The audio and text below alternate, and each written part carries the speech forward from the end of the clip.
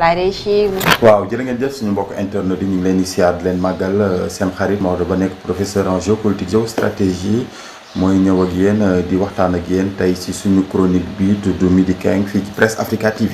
donc li ñuy waxtaan ak yéen tey moom moo nekk ci actualité internationale bi comme d'habitude donc fi ñuy commencé moom mooy la xew fële ca Maroc démb rek gis nañ ni roi bu Maroc bi Mohamed VI moom di wax naan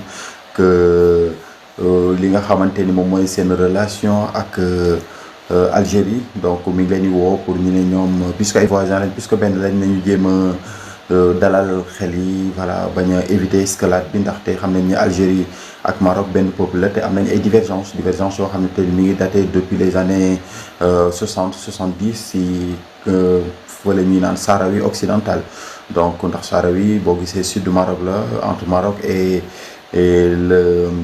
la Mauritanie et frontalier aussi à l'est avec l'Algérie yi nga xam dañoo bëggoon seen indépendance Algérie daal lu soutenir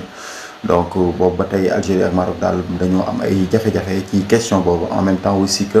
depuis 2021 genre ñaari réew yooyu rompre nañ seen relation diplomatique loolu lu grave la donc ñu fexe rek ñoom ñu jéem a s'inscrire dans la voie de la négociation pour la stabilité de l'Afrique du Nord surtout voilà avec des pays qu'on entretient de très bonnes relations surtout sur le plan commercial Sénégal Maroc c'est très important donc loolu la ñu amatu di ngeen di wax ci cas boobu beneen cas bi moom moo nekk cas wu États-Unis ak Russie la fa xew moom mooy le président Donald Trump ba mu jógee fële démb Écosse ci avion bu ngand boobu ñu naan Air Force One dafa joxe benn conférence mu naan jox na Ukraine c'est-à-dire Vladimir Poutine benn ultimatum maanaam ultimatum bi 10 jours la maanaam ci 10 jours daal nee na ko il faut que nga arrêter désescalade c'est-à-dire trouver des moyens pour arriver à la paix en Ukraine donc boo ko deful waaw mu ne bu ko deful daal que les États-Unis dina yokk sanctions yi muy def envers la Russie en même temps aussi dina gën a armer Ukraine gën a am doole donc xam nañ ni loolu méngoowul ak li nga xamante ni Vladimir Poutine waxoon le président Donald Trump waxoon na ko ci campagne am ne woon na bu ñëwee dina def le tout pour désamorcer la situation ndaxte le président Biden mi fi nekkoon moom voilà guerre la waxoon à fond contre la Russie en même temps aussi ses alliés européens dans le cadre de l'OTAN aussi pareil guerre donc situation bi ngi gën a métti ndaxte boo xoolee pays bu mel ni la Russie passe à la vitesse supérieure donc ak frappe bi dafa gën a am solo que ça soit les frappes de drone et les frappes de missiles hypersoniques donc nit ñaa ngi dee mais surtout infrastructure yi ñu ngi yàqu donc l'Ukraine devient de plus en plus un champ de bataille ruiné donc loolu la ñu amoon li ngeen di wax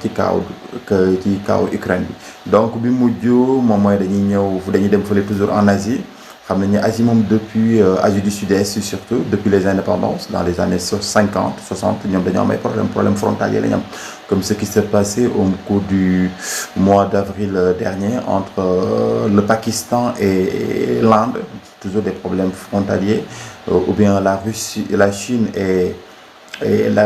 Chine et la République de Taïwan ou bien la Corée du Nord et la Corée du Sud c'est le même cas entre le Cambodge et la Thaïlande donc seen problème moom mooy problème frontalier la donc problème frontalier boo gis nañ conséquences yi il y a quelques jours depuis le 24 juin bi passé amoon na ay affrontements qui ont fait plus de 12 morts donc des milliers de déplacés actuellement situation bi rétablir nu en même temps aussi des pourparlers ont été entamés dans le cadre du cessez-le-feu donc loolu lañ amoon lu ñu leen ni taataanal tey jii ci xibaar di leen jox daje ba suba ci bésu jàmm suba ci jeudi bi dinañ waxtaan ak yéen encore dans le cadre de notre chronique. Merci beaucoup professeur Maodo Ba di la jaajëfal bu baax a baax ci partage bu am solo boobee alors ami internaute li leen nag nekkoon tey c'est l'émission Midi King ñu ci doon dalal kii lee di Moussa Niang tukkee ci gëm sa bopp moom la ñu àndoon ak ci waxtaan wi alors xanaa ñu bàyyi la rek nga tàggatoo ak internet yi xam ngeen nag digoon ngeen ñu fi bis boo leen accéder au pouvoir week-end moom da ngeen koy génnee ci mbir. non déggoon naa leen de. dan lañuy génne ci week-end. waaw mos naa ko fi dégg de nombre de jours de ouvrable yi day yokku. mais nombre de mooy week-end bi férié yi aussi dafay wàññeeku. parce que boo xoolee même France def nañ proposition boobu. férié yi jours yi nga xam ne ay fête la dañ ko wàññi. seen niveau dafa kawe nag yéen li ci France ngeen bëgg ko indi li ci Sénégal. ba ci xoolal ENA bii sax ñun dañu wax ni bu ñu accéder au pouvoir dañ koy. kan ngeen di dellu Bakel. dañ koy supprimer. Bakel tout le temps ñu ngi fa. man gëjuma Bakel. fan yi waa Matam dafa mel ni kii bi sonal na leen Bakel fépp foo xam ni ngi lancé cri de détresse président Bougane mi ngi acheminé aide humanitaire bien vrai que nag gis nañ ni au Sénégal tous les chemins mènent à Rebeuss. Tant que yaa ngi nekk au pouvoir rek tu utilises la justice contre tes opposants loolu nag jusqu'à quand jooy nañ ko fi ci régime yi passé actuellement ñu actualisé waat ko donc di leen jaajëfal bu baax rek ci seen émission Midi Keng bi mais également ni ngeen koy gérer ak professionnalisme di leen ñaanal rek fi ngeen toll ngeen dem ba gën ko weesu. yàlla def ci barke ak réussite mais également gën leen defal promotion ba fi ngeen bëgg a àgg ci métier ngeen àgg. di ñaan aussi Sénégal yàlla def fi jàmm. et ñi nga xam ñooñu jiite aussi yàlla jubbanti seen xel ba nga xam ne danañ am dépassement. wan leen yoon boo xam ni Sénégal yëpp nañ ci mën a gis seen bopp. parce que li ñuy def yëpp dañuy def proposition ñun ay proposants lañ duñu ay opposants. dañuy def ay propositions yoo xam ne ñu jàpp ni bu ci Sénégal jaaree rek nit ñi dinañ mën a soulager wu. parce que dina mën a épanouir wu la génération future aussi dinañ ci mën a gis seen bopp. loolu rek moo tax ñuy def suñuy proposition. merci beaucoup. merci beaucoup en tout cas di lay jaajëfal di la wax ne rek mbégte la woon ak bànneex vraiment ñuy partager bi les plateaux ak yow.